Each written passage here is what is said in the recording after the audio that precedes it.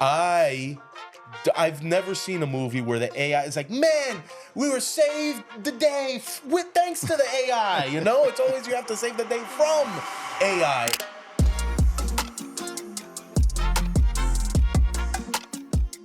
Welcome back to the Digital Legacy Podcast. My name is Daniel Sanchez, CEO and founder of Reekolect, and I'm here with... I'm JC Silva, Director of Business Development. Absolutely. And PR. And PR. Don't forget the PR. And today we have a very special guest for you, Miami's own comedian, Luis Diaz. Yeah, Director of Skepticism, and I don't trust this at all. So, Luis, again, thank you so much for joining us here today. We're very excited to have you on the podcast. We're going to be discussing a little bit. He's more excited than I am. There you go. I get that. He doesn't know me as well. He doesn't know you as well as I do. You know not to be excited. Yeah. You're setting the expectations. There you go. Too high, right? Setting the bar too high. There you go. Well, again, today we want to be able to discuss a little bit about AI and how, what your thoughts and, I already see your face. No? I don't know why you would bring me, establish that the AI works and then bring me in. This is way too early to bring in a guy who hates AI. Listen, we thought it was just the right time. Whatever just you the say, right time. guys. Because you know what? Really important is that a lot of people feel like you, and they're gonna hear about how you feel about it. And I'm gonna sit here and try to defend it. Okay, Sure. So we're gonna see the best we can do. Sure. Hey man, I didn't even graduate college, so you should be able to argue me. I heard you got an honorary degree. I got an honorary degree the other night from FIU. Yeah. I saw I that. left I it saw there. that live. He I was a saw that. witness. I did that leave was it. signed and everything. You left it. I left it. You I left left it it? by accident. Oh, And then when I Jesus. realized I left it, I was like, man, fuck. I told you, you should have framed that. You should have framed that. Absolutely. What- So, quick little background on Luis. Again, over 150,000 followers on social media, improv, multiple 150 already? podcasts. Or is he exaggerating? He's a good It's salesman. like Exaggerating? 120. Right? I'm trying to sell it here. I'm trying to He's sell it. combining everything. He's like, how many friends you got on MySpace? 17? All right, we're going to add them to the contacts, number. Instagram, all of that. But absolutely. I mean, Luis, if you could give us a little bit about your background and before we get started. Yeah, we man. already know you didn't graduate. Sure. I did graduate high school. John A. Ferguson, no goals too high where Falcons fly. No, man. Born and raised here in Miami, Florida. Cuban house in America. Oh, but you also had a little Puerto Rican in there. Yeah, I don't talk about that. Oh, That's little not something we dash, brag about. No? All right. Come Edit on, that man. out, please. Edit that out. Yeah. I don't let people know I'm from Puerto Rico unless a hurricane hits, and then it's like, yo, my people, whatever. I like the sympathy, but no, man. Just did theater my entire life, and then I got to school, and my Cuban conservative parents were like, "No, you're not going to study theater. You can do theater. That's fun, but you have to study for a job." And I got into radio, and in radio and theater, I started doing stand up on my own, and just really dove headfirst into stand-up and content creation. Absolutely. And I've seen you in several different shows. Absolutely hilarious, great. Those are the Encourage ones you went to. everyone Thank follow God you. he went to the good Yeah, ones. thank you. He Right? went to the good ones. You got it. Knuckles. You There it got is. it. Absolutely. So I guess let's start off with how you feel about AI, and just to give you a little bit of context behind that with Reekolect. So essentially, what Reekolect is doing is leveraging AI, where people can add different types of content to be able to create a digital avatar of a deceased loved one. And the goal here is to be able to speak with that deceased loved one, have an interactive conversation, hence our technology, our flagship feature, which is called Conversations Beyond Time. If that deceased loved one is no longer with us and you're having that conversation, hence the name of the technology. But let me get your take on AI. Man, I don't fucking trust it. I hate it. I've seen the movies. Like, we saw iRobot. We saw Terminator. Find me a movie. You didn't like Will Smith, or you didn't like the movie? Brother, that was when Will Smith was cool and he wasn't slapping comics. Oh. And getting cucked. That was before all the cucking. Okay. I've never seen a movie where the AI is like, man, we were saved the day with thanks to the AI. It's always you have to save the day from AI. I mean, for me, it starts with the movies. Then it goes to that thing where the Facebook, you know that. You have to know this is your fucking world. Yeah. Where the Facebook, you know this? Or you don't? Yes. The Facebook created the two AIs and they created their own language? Yeah. Because they knew we were watching? What are you talking about that you're so scared? Dude, you're a fucking computer. They started plotting, yeah. Oh my God, I hate that. And I've seen, and of course, and like that leads to Transformers. Because remember how the Allspark could spark and create a monster, a Decepticon out of anything, like a cell phone and shit? Right. Dude, right. we're going to have Decepticons all over the place. But and I can't. Here's the difference. What? Tell me the difference. We are going to give you an opportunity for you to create a Luis Diaz. Yeah, and then my great-great-granddaughter is gonna see this fat shit, like, you know, trying to kill But her. there's a positive. There's a positive. I'll be skinny. No, your AI will be funny. Fuck off. Can't use that. No, man. I get nervous. I also don't like the taking the humanity out of it, and this is like to speak about what Reekolect does. Specifically, isn't there a beauty in cherishing the moments that you have with your loved ones because of what it means that the time sensitivity to every moment that I have with like my grandmother that I'll never have again with either of my grandfathers. Right. It there's a beauty in it because it's not permanent. And as much as I love to talk to my grandfather again, either one, pick one. I didn't play favorites, but I don't know. There's it's scary to think, brother. I apologize to Alexa, like, and God knows if my grandfather's in the room with me while I fuck up, like, dude, I'm gonna be terrified. Right. Like, I don't know. I get scared. But don't you? Okay, but let's now think about it this way. Wouldn't you welcome when you know? I know both your parents, thank God, are still with us. Yeah. The day that they're not, that you would be able to just maybe recall some of that in the real time, just to relive that nice moment that you guys shared and be able to maybe have a conversation and get somewhat emotionally attached to those real moments that we're living now, but being able to actually relive it through that moment of that avatar. And now you have the opportunity to start leaving that legacy for your daughters. Yeah, of course, of course. You know, like, it would be great to have those conversations. It would, but I just get scared of the positivity because at the end of the day, AI is not something we control. Right. We can guide it. It's like leading a horse to water, right? Mm-hmm. Like, you can design the AI to do what you want, but what if, God forbid, everyone's abuela and abuelo is telling them, hey, you know what you should do? You should fucking kill someone.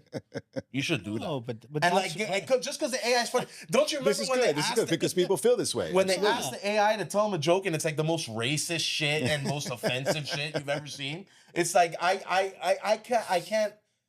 I understand it's artificial. It's not someone hacking into Reekolect that's gonna tell your grandmother to, like, hey, kill all your firstborns. You know, like, that's not gonna happen. But it's like the AI can get ideas from people and people and people.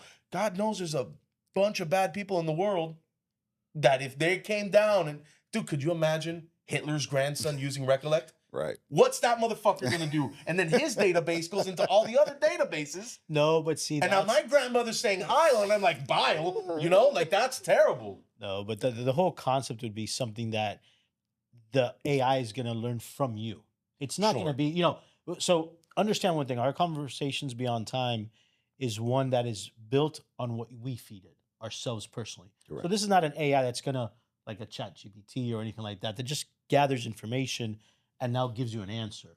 This is going to be based on your morals, on your values, on everything like that. But I understand the concern. I do have a question for you. How do you feel right now? Let's talk about AI the way it exists today. Okay, the technology we use, ChatGPT, Perplexity, all these other things. Has AI at any point helped you? I know you would have gotten a degree if AI existed back then. Okay, so let's not even talk about that. But my question is, in what you do every day, in your content creation, in your comedic value, and anything like that, have you been able to tap that at all? Are you looking to tap that? No, there's one AI software that I really want to do, but I, like, off my morals, I won't do it. Like, like, another thing about me, like, I've never drank tea in my life. Sweet tea, iced tea, regular dip the ballsack tea. Goes against I've never your do it morals. because I'm so proud to be an American. There you go. I would never drink tea ever in my life. So that's just to let you know how stupid I am. Right. Because of that, there's this one app, like AI app, that, like, if you put like a long form video, it cuts it up. It's like Opus or Video, or those are both of them. I know the names. I'm pretending like I know. Not sponsors, to be clear, not sponsors. And But I see these. I'm like, these AIs look helpful, but no, I've refused to do it. I've refused to use AI. When I edit a video, I edit the video. When I put captions, I put captions, and it's. And talking about editing, and let me defend AI a little bit here. So absolutely, I know a lot of You should people be have that defending feeling. AI a lot. Yeah, I have to. I have to. It's my job. No, but listen, I know AI has gone. It's come a really long way. You know, especially from what we recall. You know, from the 80s to 90s. I mean, and all the movies and what Hollywood has done to contribute to what AI they thought it would be, right? And I know Elon Musk doesn't necessarily help out now with all the robots and all of that. But I think overall, what AI is, despite all the advancement, it's a tool. And specifically at Reekolect, we don't want it to replace the human overall. What we want to do is that leverage its technology, which what it does is that it does a lot of micro calculations in fractions of seconds. So while me and you can sit here and think about what the answer to 78 times 5,882 might be, 16. you know, again, AI can do it instantly because it's doing these micro calculations. And hence, when it comes to speech, hence, when it comes to determining personalities, it's assessing and calculating. But again, the goal here, and especially at Reekolect, is that we want it to be able to enhance an experience. And I love the point that you were talking about, you know, being in the real time, right? Being in the real time, that's what makes us human. I completely agree with you.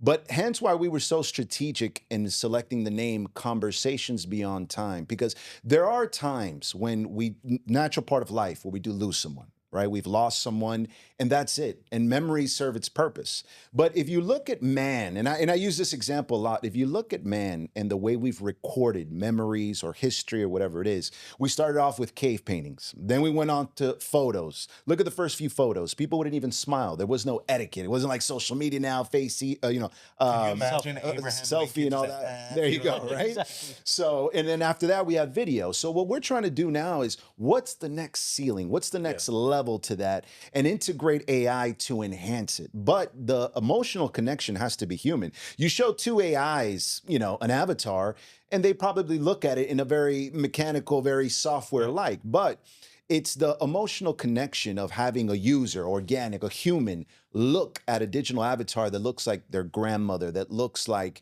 you know, God forbid, someone's child that passed away or whatever it is. That emotional connection, the opportunity to have that, I think has a lot of value within our users, right? For sure.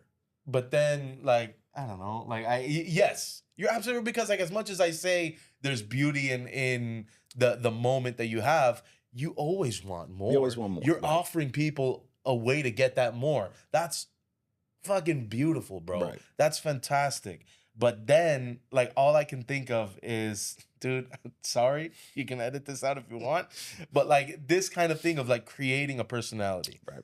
Like, what if there's like a dude that like loves a girl and like she's not even dead, but like she just like there's a creeper and like he puts her into the Reekolect, right? And he gets his own version of her. It's like her. Right. Remember that Watched Joaquin Phoenix too movie? many movies. But then we he thought puts about that. but We then- thought about that, ready? yeah. But then this is where it gets to the other kind of movies that you put on incognito mode, and he puts it in like a sex machine. Right. And like now he's got like a girl that like It could be a real granted, threat. maybe that's it beautiful. could be a real threat. Maybe that's beautiful because he could never get like a girlfriend on his own or a boyfriend. We're woke, but like he could never get on. So he puts the Reekolect information of the person he loves into the bot, and then now like that's one less person. That's crazy. And we thought about that, and we do have some You have? safe. We thought about, thought about not sex that bots? specific situation, Okay, but let's just say He's an investor now. There He's you an go. investor. Thought of everything. Not that Let me get specific through. situation, but we understand that we do need to have some safety guardrails here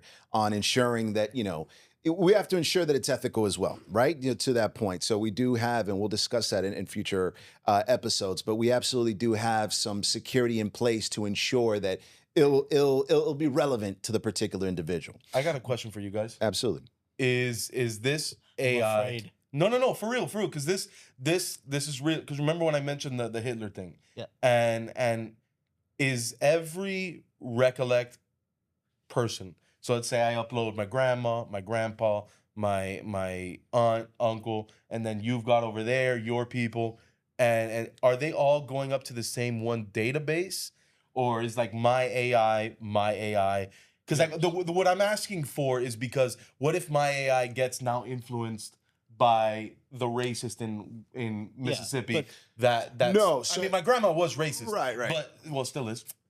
Edit but that like, out. but like, what if I'm starting to hear things, and it's not necessarily her? Like, is that what we're doing? No, it's individual. It is Okay. individual. And just to discuss a little bit about the security, right? It is to the particular individual. Now, though we want to establish privacy, so each individual profile, you have, just like, you can on other platforms, you can set it to either you want it to be private, just to yourself, or if you want something public that can be shared, the public option obviously will be reviewed a little bit more further to ensure that we're not violating certain privacies and concerns of other individuals. And also, the AIs will not be talking to each other. Now, I want to transition a little bit into here because I love the way you were talking a little bit how you could see the value, So I saw you kind of coming up over to our side. But that's why I want to get into a touchy place real quick. Daniel, even before you, Show me on the dog. Let's sensitive. Let's be sensitive. even before we get there, okay? Right. I think there's two things we're talking about, and I think even for the users that are going to be using the app, there is information that we can feed it, and we can recreate an avatar from somebody who's already deceased. Right. Okay, and we're aware that that's going to be somewhat limited because that legacy wasn't left behind from that individual. What we want users to also feel comfortable with is you're now in a position that you can start leaving or creating your own avatar.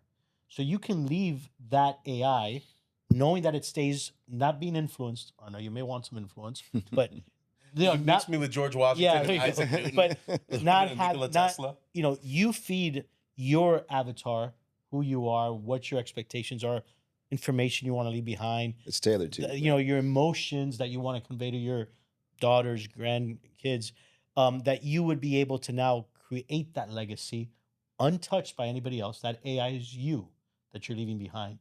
And I think that's what people need to also understand. So yes, it's a little bit trickier when we're trying to recreate an avatar, but the goal of our company is also for you to realize the importance of now being part of leaving your legacy behind. Right. And exactly what you fear is what we want you to be able to control. Exactly. You create what you want your families, your loved ones, your friends to be able to remember who Lewis really was without side interference from other AI models, other social media applications, anything like that. Because let's face it, very involved in social media, I'm aware of that. You portray yourself a certain way. The way you are at home can be Way cranky. Right. I'm so mean to very my kids. different. I Okay. don't hit them, but I fucking lay down the law, my guy. I'm But- a gentle parent, but I told that lie. So it's a way to be able to really My kids are gonna prefer Reekolect that. He doesn't get cranky when we don't listen. that's the difference. Hey, there might But be it's- some value in that. Some people might there pay for is, that. there is. I need my Reekolect to learn the word carajo, coño, before anything else. And that will be That's up possible. to you. That will That be will be possible. possible. Absolutely. That's- It's going to do voice cloning, so you'll sound just like you. It analyzes your voice and will sound just can like you you. do the voiceover Like a for British mine? accent. No, you need to do the voiceover for mine. He wants to behave like he looks on social media. There you go. And sound But like there you go. That's the AI. Dude, you But- got such a good voice. I dude. want to I've be known able you to since day transition into this a little bit, but I'd like to move on to let's discuss a little bit about AI being humor, right? Move About on. That means you're bored. yeah, no. I just really want to touch into a little bit more about Lewis as well, so our audience get to know him.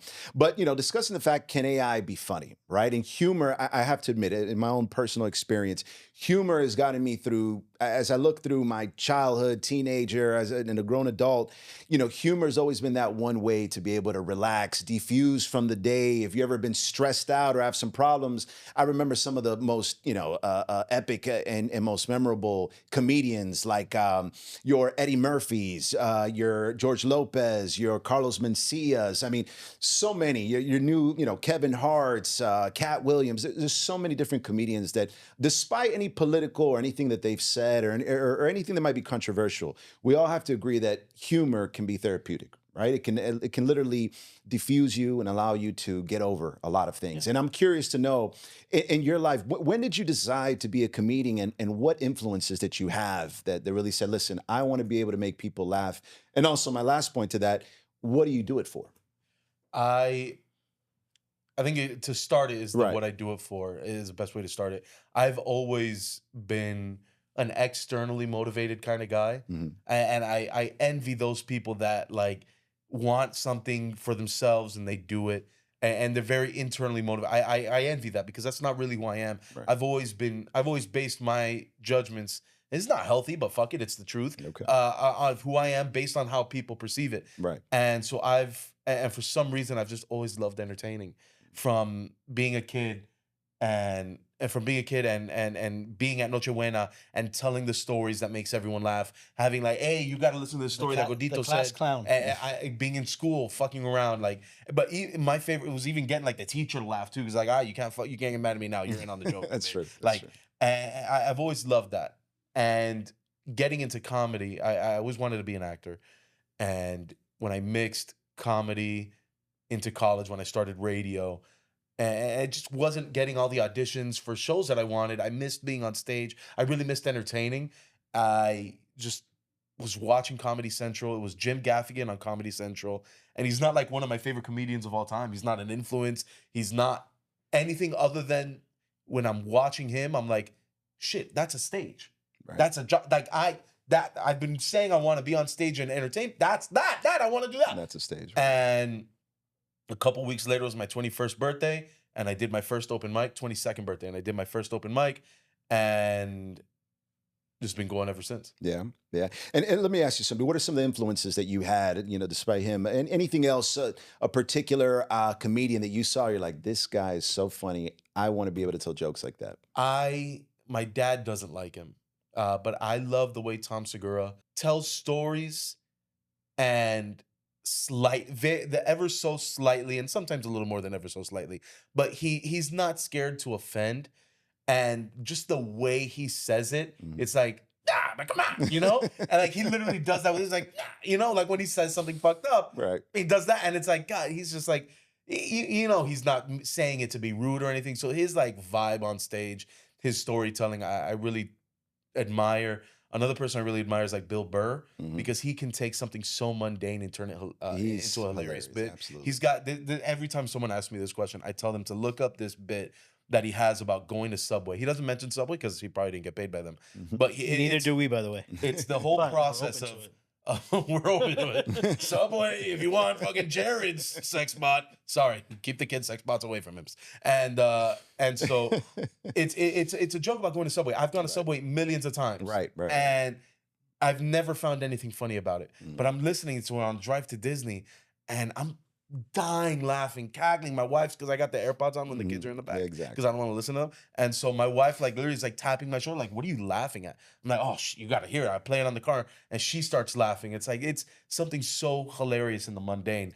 So it's something I always try to do. It doesn't come as easy to me as it does come to him. Right. But yeah, those two comics. And let me ask you another question. When it comes to when you're on stage, and I've seen you before, hilarious. I mean, I truly enjoy the act that you do as well, and when you partner up with Mr. Red as well. What emotion do you get when you see the crowd laugh? And that's going to lead to my next one. But what emotion do you get? Do you have a certain satisfaction or 100%? You hit the nail on the head. Satisfaction. It's like a high that you feel like, wow, I just said something that really triggered someone to laugh, and yeah, it's my job up there, and especially if it's a show that they paid to see me, right, or they paid to go to. I feel a lot more when I'm headlining, but even when I'm opening for guys like Red or anyone else, it's not cheap to go to a comedy show. Right. If it's comedy club, you got to pay for the parking, the tickets, the food, drinks, the drink minimum. If you're at a theater, you still got to pay for the parking, the tickets, the concession stands. Exactly. And it's not a cheap thing. So my thing is, I want them to leave thinking it was worth it. Right. And I know not everything's about money, but at the end of the day, everything's about money. Right. And so I want them to laugh and know that I gave them that feeling that everything was worth it, knowing that I brightened their day. It's a very selfish thing, like I said, but that's how I keep moving. If I don't get that, if I for a year, 2 years didn't get any laughs on stage, I'd find something else to do that gave me that external satisfaction. Got that. But yeah, that's what it really is. Just it's okay. I did what I was supposed to do. They enjoyed it. And the fact that you're making them laugh on top of that, it's like, it's that Samaritan thing. Like, man, I really did just brighten their day. Right. And I don't know what they're going through. Maybe they're going through nothing and they had a great day and I just made it better. Maybe they're going through some shit and I actually got them to Exactly. break out of that and smile. I'll never know unless they tell me. All I know is at that second when they're all laughing all together at something about my life that I caused, it's fucking, it's the That's best. powerful. That's powerful. And this is what leads up to that transition to this. So, do you think AI can be funny? Do you think that AI can tell a joke and cause somebody to laugh? No. Yeah, I do actually. I remember we were with Red and he was showing us that he had just got ChatGPT. He's like, bro, it's just gonna take our jobs. And I was like, no, it's not Mexican. Mexicans are the ones taking our jobs, you know?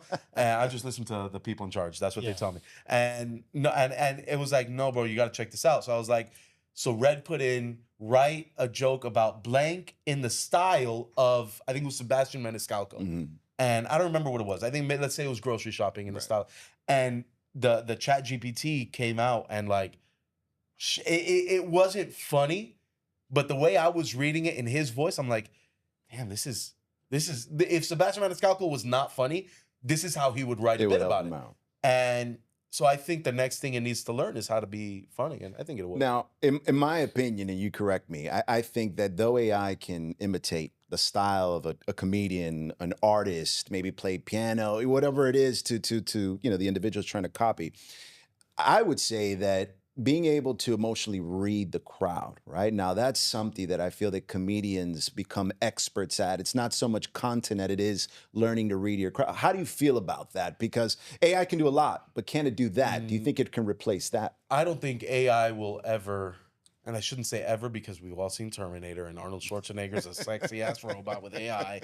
But the way it is right now, until you can get a robot with AI on stage to deliver something that connects with humanity and get those humans to laugh and then understand the science of like when there's laugh, you have to judge exactly at the arc of a laugh. You say a joke and it grows and it comes down. When do you start talking again? Right.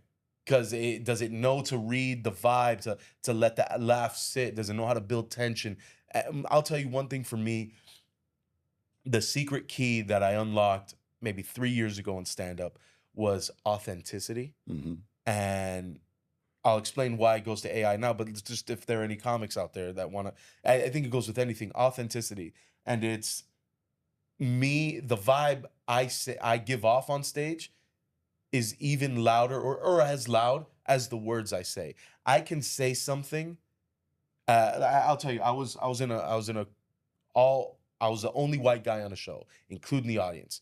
All black dudes, all black women, old, young, the entire range of ages. But I was the only white guy, and I didn't feel nervous. I've made people laugh before, but I started fucking around like white privilege. Like I was saying some shit that if I was nervous, and you might edit this out, definitely get ready to edit this out.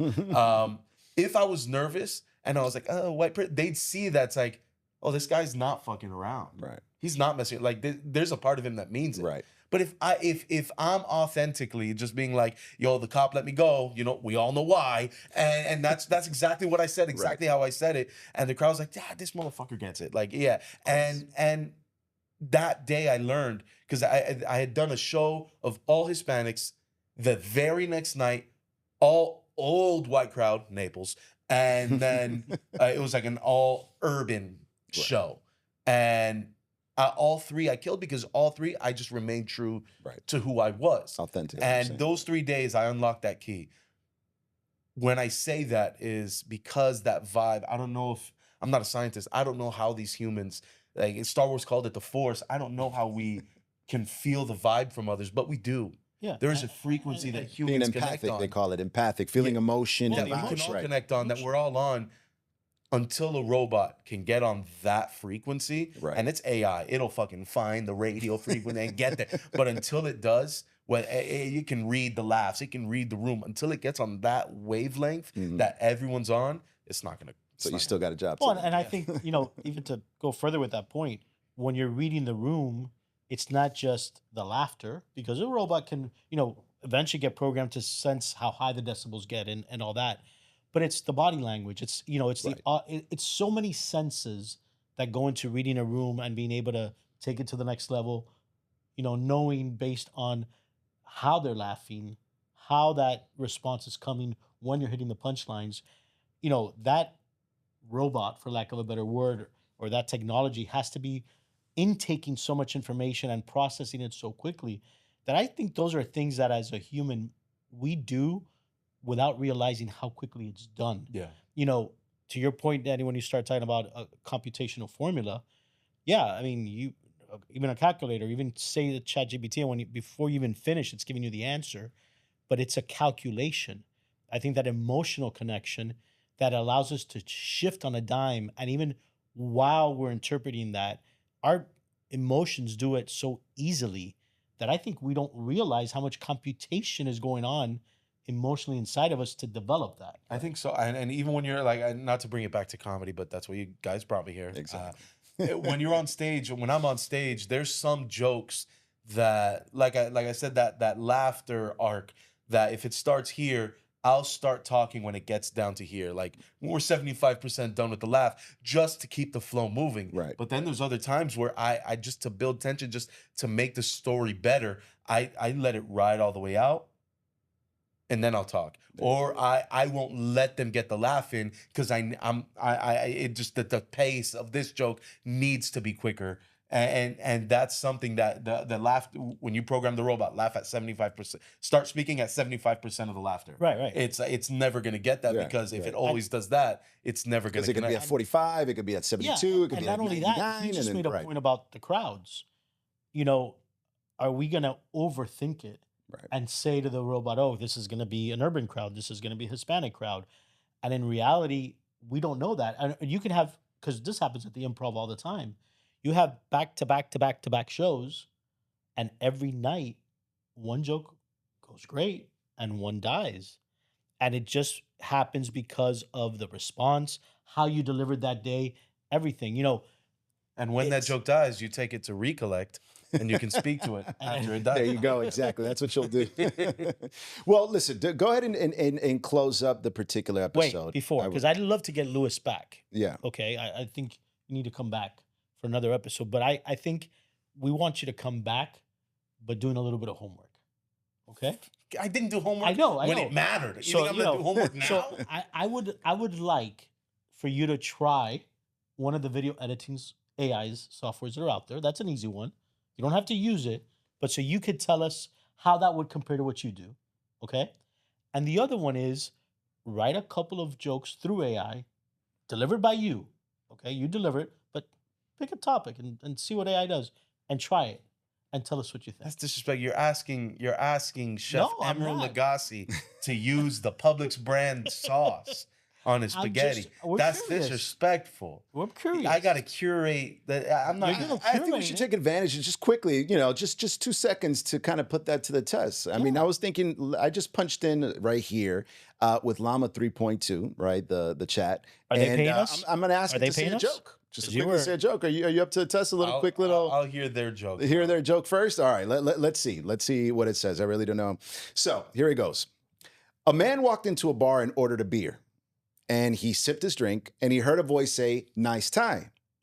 He looked around, but there was nobody nearby who could have said it. A few minutes later, he heard the same voice say, "Beautiful shirt." Again, he looked around, but he couldn't find anyone who might have spoken it. A few more minutes passed, and he heard the voice say, "Great haircut." This time, he decided to investigate, and he asked the bartender, "Did you hear that voice?" The bartender replied, "Oh, that's just the peanuts. They're complimentary." That was good, man. That's a good bit. That's a good bit. What's your first reaction about? I just put in, give me a joke, and that's obviously. I don't like that. That's its first. If that's its first impression on jokes, that means that's its best bit. I don't like that. But Would you have a that's good one. comeback? Would you have a quick comeback to them and just kind of a I quick don't know, little? like one that I've written. No, but I've got like other like Go hit human-made him with jokes. something. Hit him with something. Do you want like a guy goes into a bar? No, whatever you Yeah, like. Whatever you all like. Alright, Yeah. Have you ever had the one about the apples? No. You haven't heard the one No, about no, the no, apples? no. All right, Adam Ray made a skit about it, so you can look it up. It's very funny. Guy walks into a bar, and he goes, "Man, I've had a date. I need a 7 and 7, a Jack and Sprite." Hmm. Guy gives him an apple. Bartender gives the guy an apple. He goes, "What the fuck? No, I ordered a Jack and Sprite." Right. So just take a bite. So he takes a bite. He goes, "God damn, that tastes just like Jack Daniels." Hmm. Turn it around. Oh my God, that's Sprite. Another guy walks in. "What's up, brothers?" Usual rum and Coke. Gives him an apple. He's like, "Whoa, what the fuck?" And the guy next to him's like, "Bro, you got to try this apple. Just watch it." He's okay. Guy gets the second apple, takes a bite. "Man, that's Coke." Turn it around. "Fuck, that's rum. This is a rum and Coke apple." He's like, "I told you." Third guy walks into a bar. The two guys that were already there, like, "Bro, anything. Test him. Whatever you order, he's got an apple that tastes exactly like what you want." It's like, bullshit. Any drink, anything. He's like, "Bro, anything you want, he's got an apple that tastes like it." He goes, "Bro, give me an apple that tastes like pussy, vagina." And the guy gives him an apple. He goes, "Fuck off, really?" He goes, "Really?" Guy takes an apple, takes a bite. "Well, it tastes like shit. Turn it around." Bro, that's so good. That's phenomenal. That was great. Well, listen, I really appreciate that. That was great. And obviously, I think here, the You're gonna human edit that one, joke this out. one. I get it. That's fine.